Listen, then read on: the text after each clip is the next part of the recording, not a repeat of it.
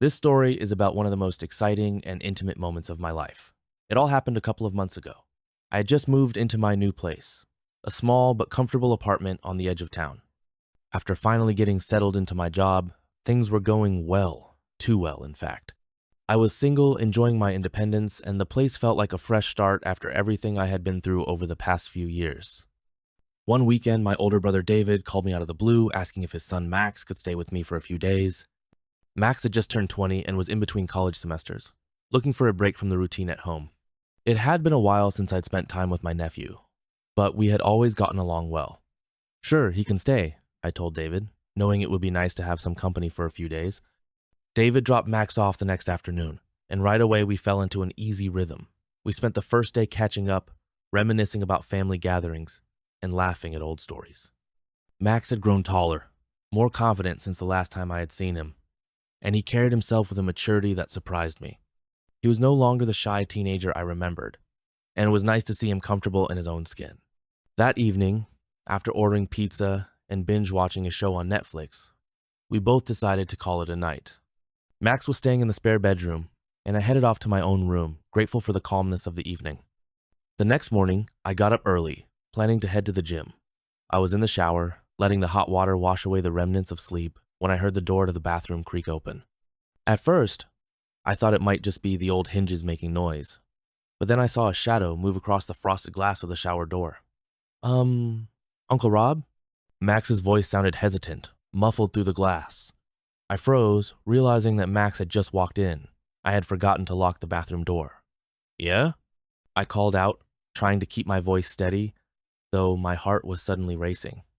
I'm really sorry, he said quickly. I didn't know you were in here. I just needed to grab my toothbrush. For a split second, I didn't know how to respond. I was completely exposed behind the glass, and the thought of Max standing just a few feet away sent a strange jolt through me. It's fine, I managed to say, forcing a laugh to break the awkwardness. Just grab it, and I'll be out in a minute. There was a pause, and then I heard the sound of the cabinet door opening, followed by the soft click of the toothbrush case. But then, instead of leaving right away, Max hesitated. I could feel his presence still there, just outside the shower, and I couldn't help but notice the tension in the air. Uncle Rob, Max said quietly, I didn't mean to walk in on you. It's okay, Max, really. I cut him off trying to keep things light. It's no big deal. But as the words left my mouth, I realized that something felt off. There was a strange energy in the air, something I couldn't quite put my finger on. And then I heard it, a soft shuffle like Max was moving closer to the shower. My breath caught in my throat. I couldn't see him clearly through the frosted glass, but I could sense him standing just a few feet away. For a moment, everything felt suspended in time, and I didn't know what to do or say. Then, without warning, Max spoke again, his voice even softer this time. I didn't mean to look, but you look good. I blinked, my heart racing as I tried to process what he had just said. Was I hearing him right? Had my nephew just complimented me? Max, what are you? I started, but my voice trailed off. I didn't know how to finish the sentence. There was a long pause, and I could hear Max shifting his weight from one foot to the other. He sounded nervous, unsure, but there was something else in his voice, something I hadn't heard from him before. I've been thinking a lot lately, Max continued, his words hesitant but deliberate. About things, about you. My mind raced as I tried to make sense of what was happening. This was Max, my nephew. This conversation wasn't supposed to be happening, but at the same time, I couldn't deny the way my heart had started pounding in my chest, the way the room suddenly felt warmer, more charged. Max, you should probably go, I said, though my voice was softer than I intended. I didn't want to make this worse, didn't want to lead him on, but I also couldn't shake the strange curiosity that had taken hold of me. I know, he said quickly, and I could hear the embarrassment in his tone. I didn't mean to make this weird. I've been confused lately, and seeing you like this. I didn't know what to say. My mind was spinning, caught between the boundaries of what was right and what was clearly crossing a line. Max was young, still figuring things out, and I was supposed to be the adult here, the one with the clear head. But in that moment, as I stood there naked and vulnerable behind the glass, I felt anything but clear-headed. Max, I said finally, my voice gentle but firm, it's okay to be confused, but we can't. We can't do this. You understand, right? For a moment, there was silence, and then I heard Max exhale slowly, as if he had been holding his breath. "Yeah," he said quietly. "I get it. I'm sorry."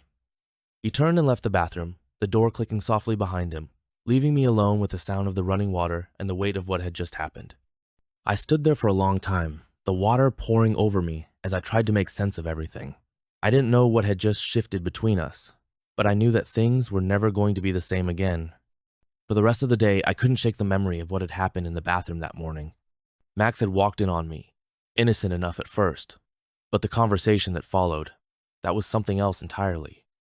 I replayed his words in my head, wondering if I had somehow misunderstood him, or if this was a moment that had been building for a long time, just waiting for the right spark to set it off. I tried to go about my day like nothing was wrong. I went to the gym, ran some errands, and even tried to focus on work, but no matter what I did, Max's words kept circling back, refusing to let me think about anything else. When I got back to the apartment, it was late afternoon, and the house was unusually quiet. I figured Max had gone out for a walk or something to clear his head, which was probably for the best. We both needed time to process what had happened, time to get back to normal, whatever that meant. But when I walked into the kitchen to grab some water, I found Max sitting at the table, staring at his phone, his expression unreadable. The tension in the room was palpable, like the air was thick with everything we weren't saying. He looked up when he heard me, his eyes meeting mine for a brief moment before he quickly looked away. "Hey," I said, trying to sound casual as I opened the fridge, desperate to break the silence that had fallen between us. "You doing okay?" Max shrugged, his eyes still glued to his phone. "Yeah, I guess." I closed the fridge, leaning against the counter as I took a sip of water, watching him out of the corner of my eye. He seemed tense, like he was carrying the weight of what had happened earlier that morning, just like I was. But I didn't know how to approach it, didn't know how to make things right without making them worse. About this morning, I started, my voice trailing off as I struggled to find the right words. Max set his phone down, finally looking up at me. "You don't have to say anything, Uncle Rob. I know it was weird, and I shouldn't have. I don't know what I was thinking." I sighed, rubbing the back of my neck as I tried to make sense of the situation. "It's okay to be confused," I said, repeating what I had told him earlier in the bathroom, "but we can't let this, whatever this is, get in the way of things." Max nodded, his expression serious but conflicted. "I know. I've been thinking about it a lot, and I didn't mean for it to come out like that. I didn't mean to make you uncomfortable." "You didn't make me uncomfortable," I replied quickly, though I wasn't sure how much of that was true. The truth was, I didn't know how I felt. Max had always been my nephew, but suddenly the boundaries between us had blurred in ways I hadn't expected. But we need to be careful. We need to keep things normal. Max looked down at the table, his brow furrowing as he fiddled with the edge of his phone case. "What if I don't want things to go back to normal?" His words hung in the air between us, thick and heavy. I wasn't sure how to respond, my mind racing as I tried to make sense of what he was saying. Part of me wanted to dismiss it, to tell him that this was just a phase, something he would move past, but another part of me, one I wasn't ready to acknowledge, was curious, tempted even. "Max," I said softly, "this can't happen. You know that, right?" He looked up at me, his eyes filled with something I couldn't quite name, something that made my heart beat a little faster despite myself.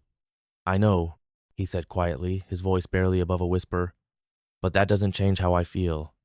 I swallowed hard, feeling the weight of his words settle in my chest. This wasn't just some fleeting moment for him. It was real, something that had been building up for longer than I realized. And as much as I wanted to push it aside to tell him it was wrong, I couldn't deny the way my own heart raced whenever he looked at me like that. "We need to stop this now," I said, my voice firmer than before it gets any more complicated. Max nodded again, but I could see the sadness in his eyes, the way his shoulders slumped as if he had just been defeated. "I get it," he said, his voice hollow. "I'm sorry, Uncle Rob."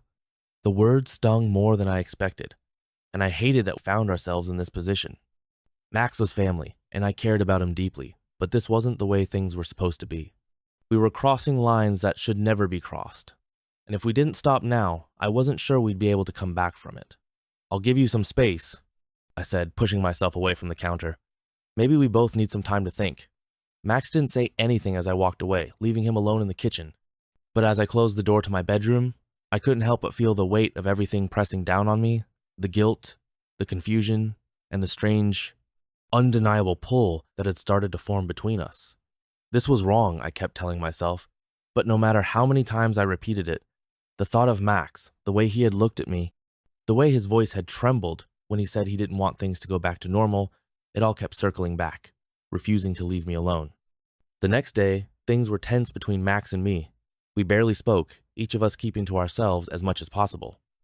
It was like we were both walking on eggshells, afraid that if we said the wrong thing or looked at each other for too long, everything would come crashing down around us. By the time evening rolled around, I couldn't take the silence anymore. I found Max sitting on the couch, watching television with a blank expression, and I knew we had to address what had happened before it tore us apart. "Max," I said, sitting down next to him, "we need to talk." He muted the television, turning to face me with a mixture of apprehension and something else, something that looked almost like hope. "About what?" I hesitated, not sure how to approach the subject without making things worse. "About us. About what's been going on." Max sighed, leaning back against the couch as he ran a hand through his hair. "I thought we already talked about this. I thought we agreed to stop." "I know," I said quickly, "but I don't think either of us has really stopped thinking about it." There was a long silence, and I could feel the tension growing between us again, like a tightrope stretched too far. Max looked at me, his eyes filled with that same conflicted emotion from the day before. "I don't know what to do, Uncle Rob," he admitted quietly. "I don't know how to stop feeling like this. I didn't know how to respond." Part of me wanted to comfort him, to tell him that everything would be okay, that this was just a phase, and he'd move past it. But the other part of me, the part that had been running in circles since that morning in the bathroom, wasn't so sure. "We can't let this go any further," I said, my voice steady but filled with something close to regret. "We're family, Max. That means something." Max nodded slowly, though I could see disappointment in his eyes. "I get it," he said softly. "I'll stop. I'll figure it out." But as he said the words, I couldn't help but wonder if either of us really believed them. And the story didn't end there. The days following our conversation felt like a tightrope walk. Max and I were careful around each other, trying to keep things as normal as possible. But there was no denying the tension that lingered in every glance, every moment of silence that stretched too long. We had agreed to stop whatever had started between us, but deep down, I knew it wasn't that simple. There were too many emotions tangled up between us now, emotions that couldn't just be turned off like a light switch. Max spent most of his time in his room, doing schoolwork or playing video games, while I busied myself with work and other distractions. We spoke in passing, making small talk about unimportant things, but there was an invisible wall between us now, a distance that hadn't been there before. I kept telling myself this was for the best, that we needed to keep things as distant as possible, but the truth was, I missed the ease we used to have, the way we could talk and laugh without this heavy cloud hanging over us. One evening, a few days after our last conversation, I came home from the gym, exhausted and looking forward to a quiet night in. Max had been avoiding me for most of the day, and I was starting to wonder if he was regretting staying with me. Maybe it would be better if he went home early. Maybe the distance would help. I stepped into the shower, letting the hot water wash away the tension in my muscles. I closed my eyes, trying to clear my mind, but instead, all I could think about was Max, the way he had looked at me in the kitchen that day, the way his voice had trembled when he said he didn't know how to stop feeling what he was feeling. The memory sent a shiver down my spine, and I shook my head, trying to push it away. I couldn't let myself think like that. I had to be stronger than this. Suddenly, I heard the bathroom door creak open. My heart skipped a beat, and I opened my eyes, feeling a wave of déjà vu wash over me. I knew it was Max before I even heard his voice. "Uncle Rob?" he called softly, his voice tentative.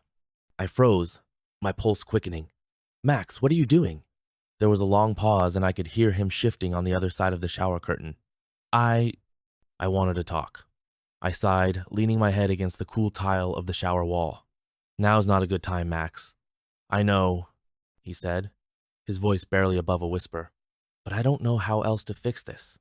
I stood there, the water pouring down over me, trying to figure out what to do. Part of me wanted to tell him to leave, to end this conversation before it could even start, but another part of me, the part I was trying so hard to ignore, wanted to hear what he had to say. "Fine," I said finally, though my voice was tense. "But you need to understand that this, whatever this is, we can't keep doing it." Max didn't respond right away, and I could feel the weight of his silence pressing down on me. After a moment, he spoke again, his voice thick with emotion. I don't want to make things harder for you, he said, but I can't stop thinking about it, about you. I closed my eyes, my heart pounding in my chest. This wasn't happening again. It couldn't happen again. Max, we talked about this, I said, my voice strained. You're my nephew. I'm your uncle. We can't. I know, he interrupted, his voice cracking. I know it's wrong, but I don't know how to stop. I felt a wave of frustration and guilt wash over me. I didn't know how to make this easier for him, and I certainly didn't know how to make it easier for myself. But I had to be the adult here. I had to be the one to draw the line, to put an end to this before it spiraled even further out of control. You need to leave, Max, I said, my voice firm. We can't have this conversation right now. There was a long silence, and I could hear Max take a deep, shaky breath. Okay, he said quietly. I'm sorry, Uncle Rob. I listened as he left the bathroom, the door clicking softly behind him. For a long time, I stood there in the shower, the water running cold, my mind racing with everything that had just happened. I didn't know how to fix this, didn't know how to make things go back to the way they were before. But I knew one thing for certain. Things were never going to be the same between Max and me. But there was more to the story. The next morning, I woke up feeling more exhausted than I had the night before. The weight of everything that had happened with Max was starting to take its toll, and I wasn't sure how much longer I could keep this up. Something had to give. We couldn't keep walking around each other like this, pretending everything was fine when it wasn't. Max was sitting at the kitchen table when I walked in, nursing a cup of coffee and staring out the window. He looked up when he saw me, his expression guarded. But there was something vulnerable in his eyes, something that told me he was just as lost as I was. Morning, I said, trying to sound casual. Morning, Max replied quietly, his gaze dropping back to his coffee. We sat in silence for a few minutes, the tension between us almost suffocating. I knew we couldn't keep doing this, but I didn't know how to start the conversation. I didn't know how to fix what was broken between us. Finally, I took a deep breath and sat down across from him. Max, we need to talk. He nodded, though he didn't look up. Yeah, I know. I leaned forward, resting my arms on the table as I tried to figure out what to say. I don't want things to be like this between us, but we can't keep dancing around this. We need to be honest with each other. Max looked up at me then, his eyes filled with a mixture of hope and fear. I don't want to lose you, Uncle Rob, but I don't know how to stop feeling like this. My heart ached at his words, and I wished more than anything that I could make this easier for him, but I knew I couldn't give him the answer he wanted. I couldn't cross that line. I care about you, Max, I said softly, but we need to set boundaries. This can't go any further. Max nodded, though I could see the disappointment in his eyes. I get it, but it's hard. I know, I said, my voice filled with regret, but we have to try. We sat in silence for a while, the unspoken tension still hanging in the air, but for the first time in days, it felt like we were on the same page, like we both understood the stakes. This wasn't just about what we felt in the moment. It was about our relationship, about our family, and we couldn't let those feelings ruin everything. Later that day, Max decided to head out for a walk, giving us both some space to breathe. As he left the apartment, I found myself standing by the window, watching him disappear down the street. A part of me wanted to call him back, to tell him that we could figure this out together. But another part of me knew that we needed this distance. We needed time apart to sort through our emotions, and to make sense of everything that had happened between us. That night, as I lay in bed, I couldn't help but feel a strange sense of relief. We had finally talked about it, finally acknowledged the elephant in the room, but I knew that this wasn't the end. The feelings we had weren't going to disappear overnight, and there was still a long road ahead of us. But at least we had taken the first step. But the story didn't end there. The days after our conversation were a mixture of relief and discomfort. Max and I had cleared the air, but it still felt like we were walking on thin ice. Every time we were in the same room, I could sense the lingering tension between us. It was like we were both waiting for the other shoe to drop, unsure if things would ever go back to the way they were before. Max had been quiet since our talk, keeping mostly to himself and avoiding any situation that might bring us too close together. I knew he was trying, and I appreciated that he was respecting the boundaries we had set, but it didn't make the silence any easier to bear. I missed the easy conversations, the laughter, the connection we used to have before things got so complicated. One afternoon, I came home from work to find Max packing his things. The sight of him folding clothes into a suitcase hit me harder than I expected, and a sense of dread settled in my chest. "Are you leaving?" I asked, my voice barely above a whisper. Max glanced up, nodding slightly. "Yeah, I think it's time," I stood there for a moment, unsure of what to say. Part of me knew this was the right decision. We both needed space, time to figure things out, and distance was the only way to make that happen. But the thought of Max leaving left me feeling emptier than I wanted to admit. "Where will you go?" I asked, trying to keep my voice steady. "Back to my parents' place for now," he replied, zipping up his suitcase. "I need some time to think." "We both do." I nodded, swallowing the lump in my throat. "Yeah, I guess you're right." Max hesitated, his hand resting on the handle of his suitcase. He looked at me, his expression filled with a mixture of sadness and regret. "I'm sorry, Uncle Rob. I didn't mean for things to get so complicated." "I know," I said softly. "Neither did I." We stood there in silence for a moment, the weight of everything we hadn't said hanging between us. I wanted to tell him that it wasn't his fault, that we'd figure this out eventually, but the words wouldn't come. All I could do was stand there, watching as he gathered the last of his things. Max finally slung his backpack over his shoulder, his eyes meeting mine one last time. "I'll be back to visit eventually, once things settle down." I forced a smile, though it felt hollow. "I'd like that." He gave me a small nod before heading for the door. My heart ached as I watched him leave, the door closing softly behind him, leaving the apartment feeling emptier than it had in weeks. I stood there for a long time, staring at the closed door, unsure of what to do next. The days after Max left were lonely. I threw myself into work, trying to distract myself from the emptiness I felt in the apartment without him there. The silence was deafening, a constant reminder of the conversations we hadn't finished, of the emotions we hadn't fully dealt with. I thought about calling him, checking in to see how he was doing, but every time I picked up the phone, I hesitated. What would I even say? How could I pretend that everything was fine when it so clearly wasn't? One evening, a week after Max had left, I found myself standing in the kitchen, staring at the empty chair where he used to sit. I missed him more than I wanted to admit. Not just the presence of someone else in the apartment, but him, Max, the connection we had before everything got so complicated. The way we used to laugh and talk for hours without any of the tension that now seemed to define our relationship. I poured myself a drink, sitting down at the table, and for the first time in a long while, I let myself think about everything that had happened. About Max walking in on me in the shower, about the feelings that had surfaced between us, about the way we had tried to set boundaries but had failed to stop the tension from building, and about how much I regretted the way things had ended. I took a sip of my drink, staring out the window at the darkening sky. It wasn't supposed to be like this. We weren't supposed to end up here, with so much left unsaid, so much unresolved, but I didn't know how to fix it. I didn't know how to bridge the gap that had formed between us. That night, I lay in bed, tossing and turning as my mind raced with everything I hadn't told Max. I wanted to reach out to him, to tell him that I didn't hate him, that I understood what he was feeling, even if I couldn't fully explain it myself. But the thought of picking up the phone, of hearing his voice again, felt too overwhelming. So instead, I lay there in the silence, wishing things were different. A few more weeks passed, and though the tension in my life had begun to ease, the ache of missing Max still lingered. I hadn't heard from him since he left, and every day that went by without a call or text made the emptiness feel a little deeper. One evening, just as I was about to turn in for the night, my phone buzzed. I glanced at the screen, and my heart skipped a beat when I saw Max's name flash across it. "Can we talk?" I stared at the message for a long moment, my fingers hovering over the keyboard as I tried to decide how to respond. A part of me wanted to jump at the chance to finally have the conversation we needed to have, but another part of me was afraid of reopening the wounds that were just starting to heal. Finally, I typed a response. "Yeah, we can talk." A few minutes later, the phone rang, and I answered, my heart racing as Max's voice came through the line. "Hey," he said softly. "Hey," I replied, trying to keep my voice steady. There was a long pause, and I could hear the uncertainty in his breathing.